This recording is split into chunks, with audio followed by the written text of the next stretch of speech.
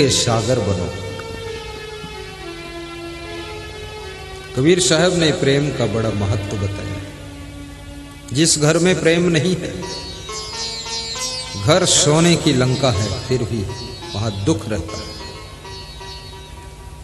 और जिस घर के अंदर प्रेम करने वाली महिलाएं रहती हैं, मेहनत करने वाले पुरुष रहते हैं, प्रसन्न रहने वाले बच्चे रहते हैं, सेवाशील नारियां निवास करती है, और जिस घर में मुस्कुराती हुई एक पोतोहू सबके कार्यों को करती है, वो घर धरती का स्वर्ग होता है, धरती का स्वर्ग होता है। जिस गुरु के आश्रम में सभी शिष्य लपट कर, झपट कर, चिपट कर सेवा करते हैं, सभी शिष्य बुद्धिमानी की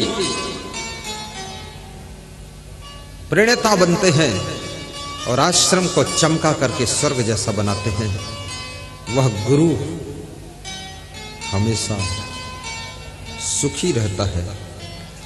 और जो गुरु बुद्धिमान होता है, समझदार होता है, जिसका decision A to Z complete right होता है, उसके शिष्य भी बड़े खुशहाली को प्राप्त करते हैं।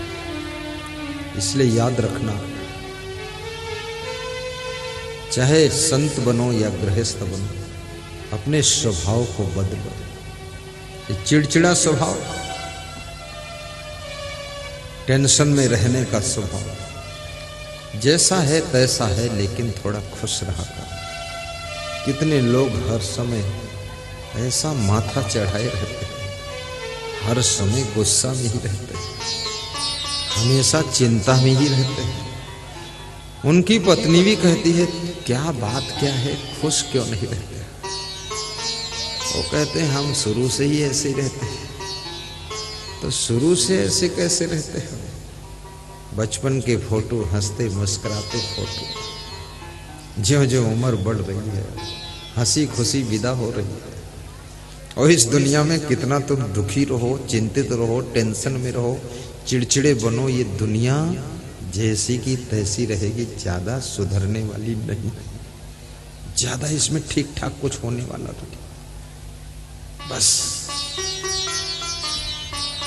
आप कांटों के बीच में जैसे गुलाब का फूल खिलता है, ऐसे अपनी जिंदगी के बगीचे में, इस द्वंद फंद के बीच में ही अपनी जिंदगी के गुलाब को खिलाना सीखो, मुस्कुराकर जीना सीखो। ये टेंशन में जिंदगी को क्यों बर्बाद करते हो? एक दिन मौत आएगी, दुनिया से विदा हो जाओगे, ये संसार तुम्हारे साथ नहीं जाएगा, न घर परिवार साथ जाएगा, न धन दौलत साथ जाएगी, न बिजनेस साथ जाएगी, न राजनीतिक पद साथ जाएगा, लेकिन ये जिंदगी तो नरक बन जाएगी। इस जिंदगी को हंसती हुई जिंदगी बनाइए और मुस्कुरा कर संसार में जीना सीखिए। कितने नेताओं को मैं देखता हूं, बड़ी टेंशन, कहते हैं मुझको शुगर हो गई। अरे शुगर फैक्ट्री हो जाती तो प्रॉफिट भी होता, केवल शुगर हुई, और वो भी शुगर लघु संकम निकल रही। कहीं पैकेट भर के निकलती तो फायदा होता, हम ही ले लेते 2-4 पैकेट लघु संकम शुगर। हाँ, फिर चींटियों को फायदा, वे चाट लेती हैं आकर। लेकिन अरे मिल जाएगा तो ठीक, टिकट मिले तो ठीक, ना टिकट मिले तो ठीक, विधायक बन जाओ तो ठीक, अब नहीं बनोगे विधायक तो क्या फर्क पड़ता है, और मंत्री बन जाओ तो भी ठीक। जो बने हो उसमें खुश रहो, जो बनना बाकी है और बन जाना, सब बन जाओ। खुश रहने से जल्दी बन जाओगे। जगत को जरूरत भी तो है ना, हर पार्टी को अच्छे नेता की जरूरत है, हर गुरु को अच्छे शिष्य की जरूरत है, हर घर मालिक को अच्छी पुतोहू की जरूरत है, और हर पति पत्नी को अच्छे पुत्र की जरूरत है। संसार तुम्हारी जरूरत एहसास कर रहा है, तुम अच्छे बनो, योग्य बनो, महान बनो, तुम्हारे इंतजार में दुनिया बैठी है, तुमको खींच कर लोग वहां लाएंगे, नहीं तुम्हारे बिना तो फेल हो जाएंगे। इतने योग्य बनो। आपके अंदर इतने गुण प्रकट होने चाहिए कि आपकी लोग खुद ही मांग करेंगे, आप मेरे साथ आए। इतने गुणवान बनो, योग्य बनो, तुम्हें लोग याद करें। घर में यदि तुमको लोग बार बार पुकारते हैं तो समझ लो तुम जीवित हो, स्थान है कुछ, और घर के लोग तुमको याद ही नहीं करते तो समझ लो कीड़ा मकोड़े की तरह रेंग रहे हो। आश्रम में तुम साधु हो गए, अगर तुम्हारा गुरु 3 बार तुमको नाम पुकार के बुला ले, समझ लो कुछ दम है तुम्हें। और 3 महीना हो जाए गुरु तुमको याद ही न करे, इसका मतलब तुम मुर्दा हो, तुमको ढो रहा है तुम्हारा गुरु।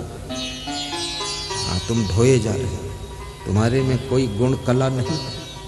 कलाकार व्यक्ति को कौन नहीं चाहता? गुणवान पति बनो, कलाकार महिला बनो। मैं एक बार सत्संग कर रहा था मध्य प्रदेश में, हर वर्ष करता हूं, इस साल भी कर चुका हूं। डिस्ट्रिक्ट मंदसौर, ग्राम दसोरिया, परम भक्त श्री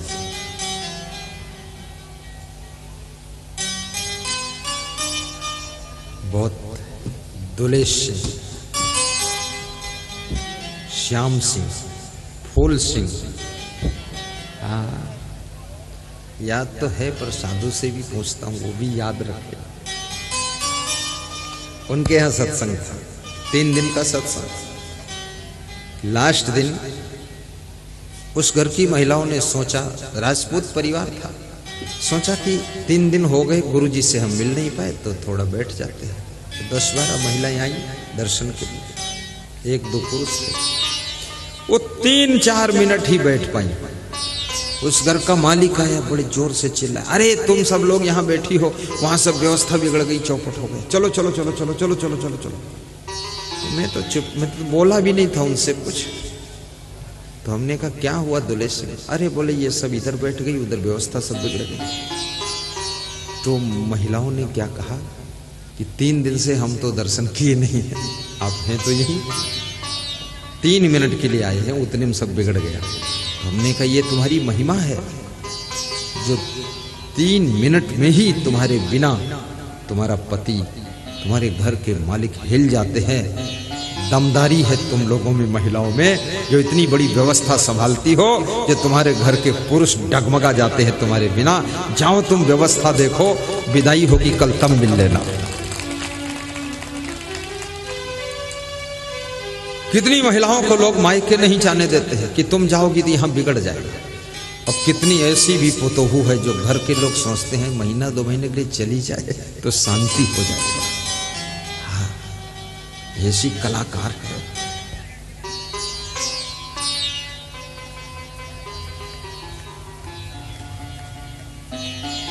गुणवान बनो, अपना प्रभाव, सुंदर स्वभाव का प्रभाव फैलाइए। भगवान राम के पास क्या था वनवास में? धन नहीं था, केवट को उतराई देने के लिए तो पैसे नहीं थे उनके पास, लेकिन उनके पास में प्रेम था। पोथी पढ़ पढ़ जगमुआ पंडित हुआ न कोई, 2.5 अक्षर प्रेम का पढ़े।